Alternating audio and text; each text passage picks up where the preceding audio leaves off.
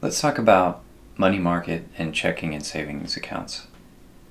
These are things that you'll use when you want to deal with just short-term money management. I think in general you'll have your wealth over your time of working divided into three different categories. The first category would be money set aside for longer-term goals. The next 5 to 10 years, you might have a certain amount of money set aside in the stock market, for example. And then on the other hand, you'll have money that's probably going to be invested in real estate, like your own house. But then there's this third category as well, and this is going to be your short-term money, like money that you need to pay rent or to pay your mortgage for the next few months.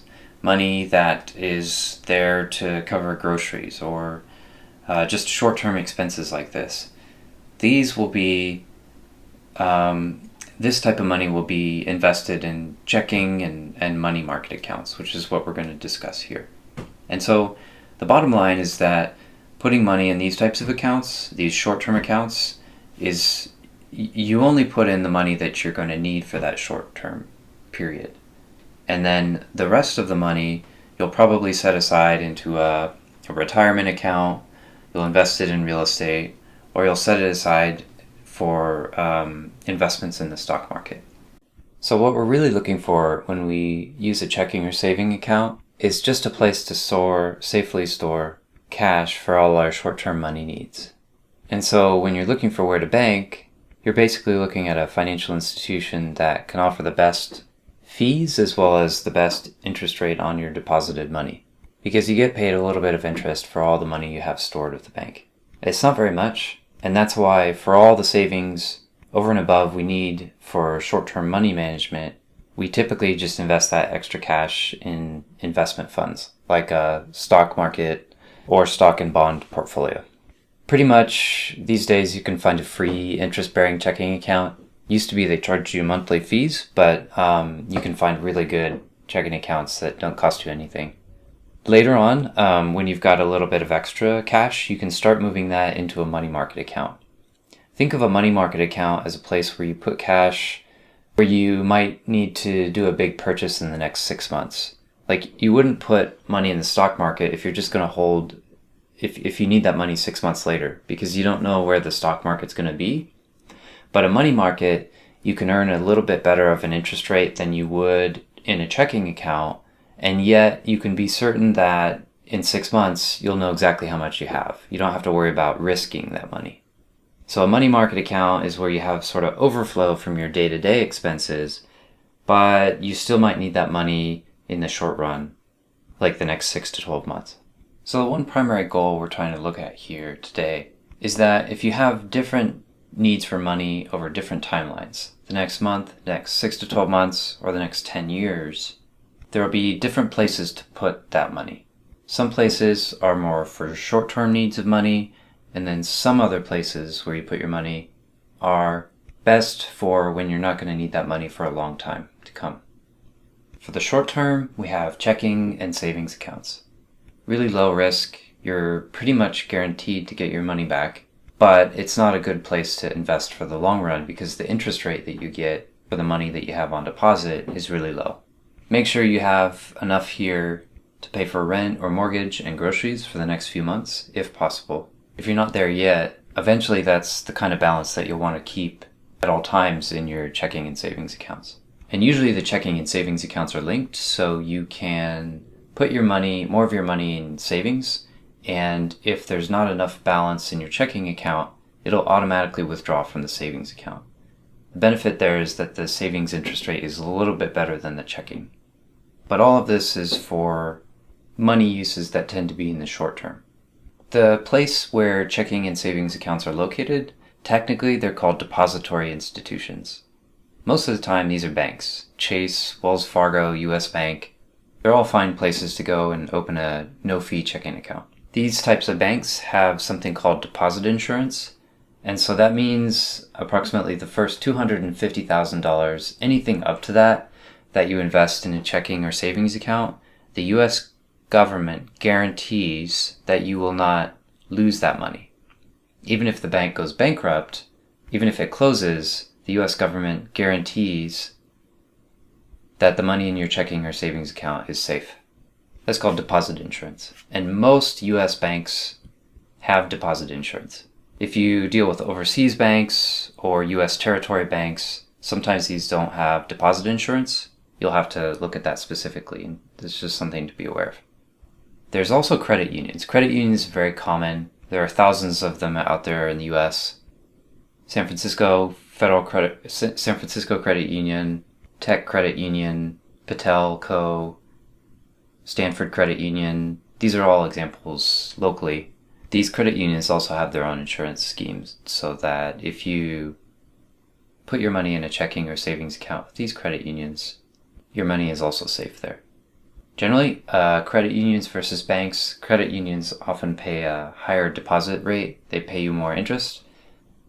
And sometimes you can get better fees for credit unions. But some of the big bank sites and the services that they offer are a little bit better. I mean, just the tech is a little bit better, and the offerings that you can get from the banks are a little bit more diverse than just a credit union.